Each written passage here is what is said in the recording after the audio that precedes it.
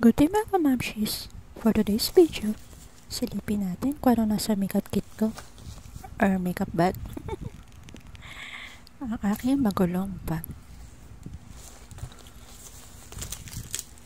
So pagbukas niyo po, ayan, anything na para sa aking mata. So andyan yung eyeliner, yung pati sa eyebrows ko, lahat ng pangkikay ko sa aking eyes ay nandyan.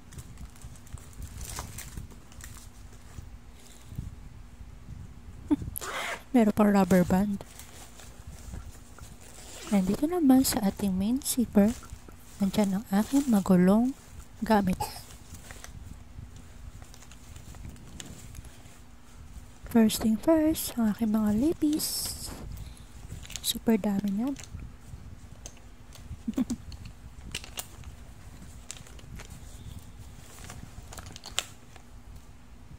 And ang aking mga highlighter. Also, nandyan din yung mga cellphone stand ko. Syempre, di mawawala ang aking cushion, ang aking pang eyebrows, brushes. Syempre, di mawawala ang aking pampilik mata at ang aking liquid blush.